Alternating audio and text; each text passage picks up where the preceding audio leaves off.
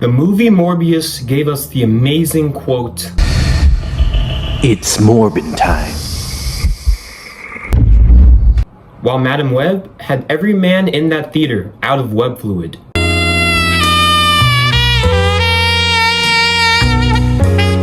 We're gonna need a lot more running scenes to make back all that money they lost.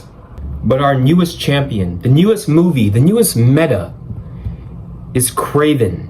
And its amazing quote, "I'm Kraven, a hunt." Hey everybody, it's the Kamookster, and today we're going to be talking about the Kraven trailer that came out a couple days ago.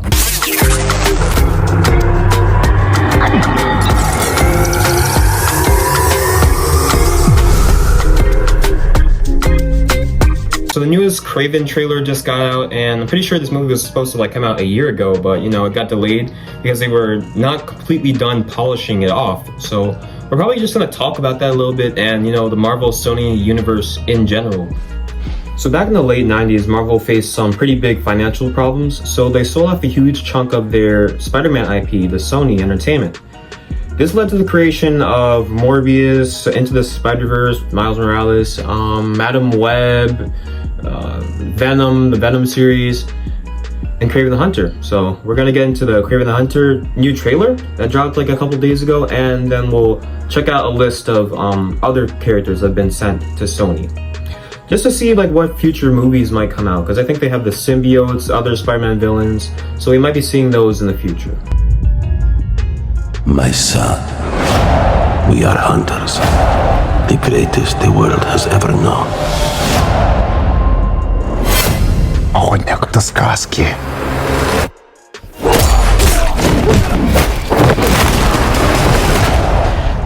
Каждый сказки есть правда.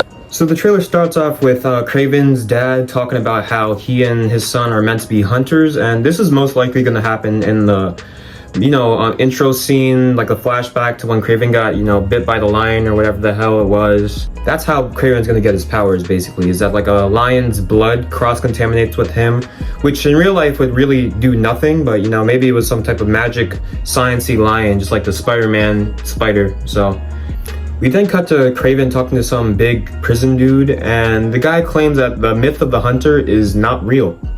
And Kraven beats his ass and then proceeds to tell him that there is truth to every myth, which I know is facts because even though you're not supposed to say that black people like fried chicken. Who are we kidding? We then get a clip of Kraven escaping jail, and you have to wonder, why was he in there in the first place? How did they catch him? Well, my theory is that Kraven purposefully got caught so he can hunt, do his assassination thing hunt somebody inside of the jail, and the only way to get to them is to get arrested himself. They do that theme in lots of movies, so I'm sure that this isn't gonna deviate much from that formula. So he escapes, and then he starts talking to this girl who I don't know the name of. I'm gonna look it up as soon as I'm done filming this clip. Alright, her name is Calypso. I knew that. She's like the Greek god from Percy Jackson or whatever, but I think she's gonna be some priestess, that's what she is in the comics, so yeah, but she asked Kraven the question of if he's like his father, some type of gangster mob boss, or if he's something else, and I guess this movie is gonna decide that for us. Calypso asks Kraven if he's a killer, and then we get a montage of Kraven, killing people in all weird, different animalistic ways. And you just know that Calypso's gonna die by the end of this movie. Kraven's gonna be fighting with whether or not he's his father, whether or not he's a killer or not. She's gonna be "Oh, you're nothing like him, right?" Watch the movie. I've already seen the movie. I basically already seen the movie because I know how these things go.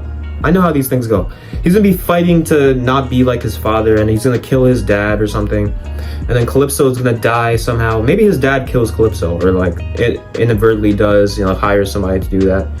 And once Calypso dies, Kraven's gonna go off the deep end, and this is what's gonna lead him into being a Spider-Man villain, because after he loses Calypso, hunting is all he really has left. So yeah, do you guys think we're gonna get a Spider-Man cameo of any sort? I am wondering about that. Will we have Andrew Garfield, Tom Holland, the mean guy in these anti-hero movies? When are we gonna get that? I want to see my Venom Tom Holland crossover. From what we can hear from the trailer, it does seem apparent that Kraven's dad sent the rhino after Kraven, maybe as a challenge or test, or maybe his dad genuinely wants Kraven dead, so we'll see, I guess. And there's the people that Kraven's hunting, who are claiming that he has a whole list of people who've wronged him, or maybe he's just doing it for sport, or maybe that'll be the next movie Kraven stars in. Like, maybe this movie, he's doing it, you know, just because he hates people, like, maybe this movie he's just doing it because people have wronged him, like, you know, Arrow. I don't know if you've seen Arrow, but like in the beginning the Arrow was just killing people off his list because they were destroying his city.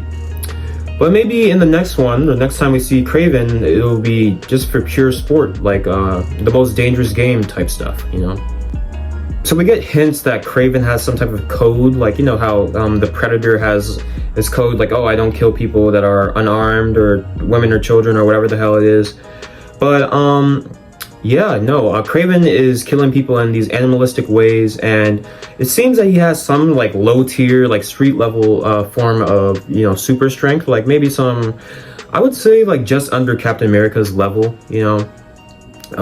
He's like a super soldier. He got that from the lion blood.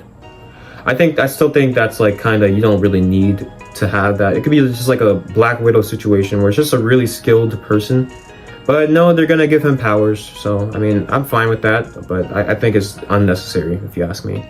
We get another parallel between Kraven and his father. It's like, oh, you're just a man hunting for a trophy. And yeah, we could tell what this movie's gonna be about. It's like Darth Vader and Luke, like nobody wants to become their fathers for some reason. My dad's rad. I don't know what's wrong with all these guys, but you know, we'll see how the movie plays out. Like I could tell the plot already. Like I feel like I have a good understanding from the trailer that came out like a couple days ago and like last year. And it is kind of strange because like going off that Star Wars note, we can't really tell whether the father like is on Kraven's side or not. Like, is he sending? Did he give Kraven this list? Is he trying to test Kraven to see like whether or not he's worthy of like inheriting his fortune or whatever the hell it is? Because it seems as though he sent the rhino after Kraven. Like I'm pretty sure that's like confirmed at this point. But at the same time, like, is he trying to kill his son? You know, like I don't know how. Like I know they're gonna be enemies, right? But like I don't know whether it's from a place of I want to see you do better. I want to see you, you know, grow and become the best hunter you can be, like I was. Or if it's a place of, I'm trying to kill you, son. So, I mean, we'll see. And then we get the final fight scene with Kraven fighting amongst all the stampede, and the rhino comes in and like barges after him. I have no clue how the Kraven's gonna fight the rhino. Like, I don't know if he's like bulletproof in this version or anything like that, or like what's going on, but we're obviously not getting the huge mechanical ugly mess rhino that was, that like showed up at the end of Spider-Man 2. I remember as a kid, I really wanted to see that fight, like how it would play out, but like we never really got it. We just got that ending shot. But I would love to see robot rhino versus regular rhino. That would be kind of cool. Obviously that will not ever happen.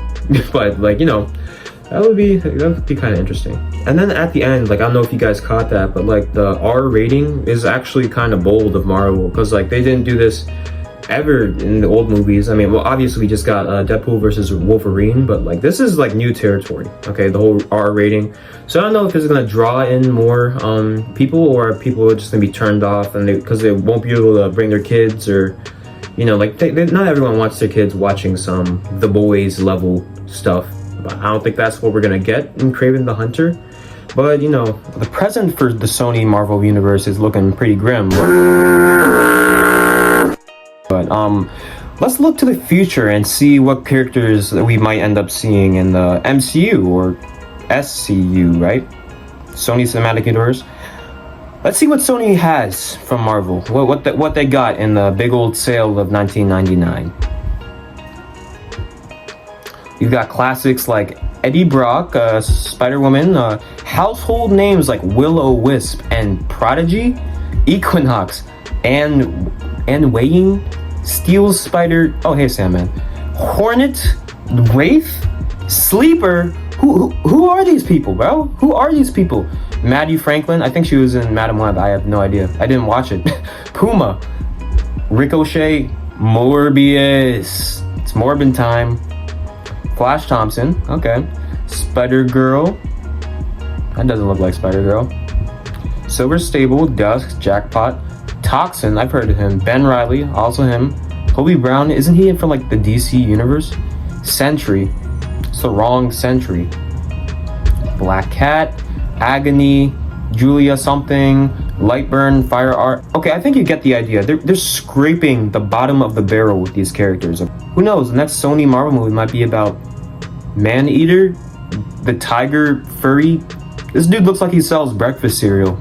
I mean, yeah, they might just have to like keep using really, really attractive female actors for some of these characters because they are completely like obscure. Like I have no idea who half of these people are. You know, you might have to just call them the Sydney Sweeneys of the world because not even King Arthur could pull me out of pursuing respectful and romantic relationship with Sydney Sweeney. I mean, look at this roster, guys. We got the next Morbius in here. Look at Typefaced, okay? He could take up the mantle. And we got number 70, some dude that got his superhero name from experiencing walking down a hallway with Lizzo, Thunderclap.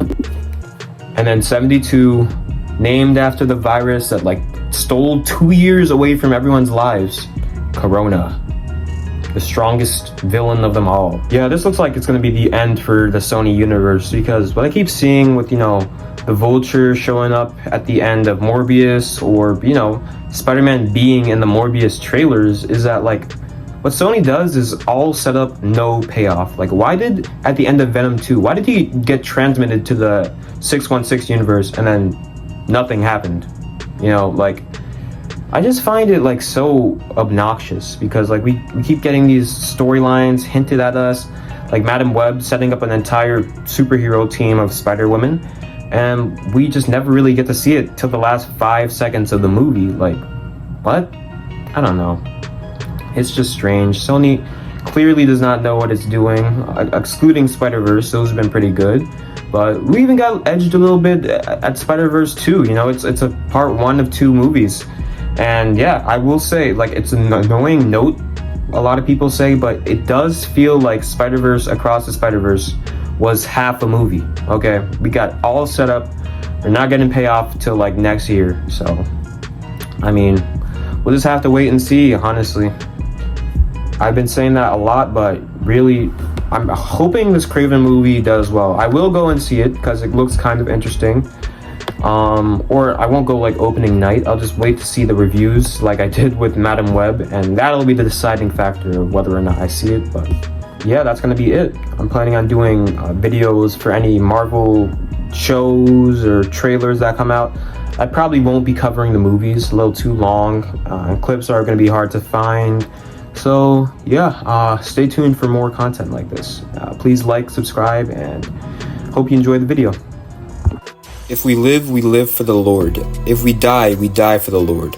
So whether we live or die, we belong to the Lord. Romans chapter 14, verse 11. Verse 8, I mean.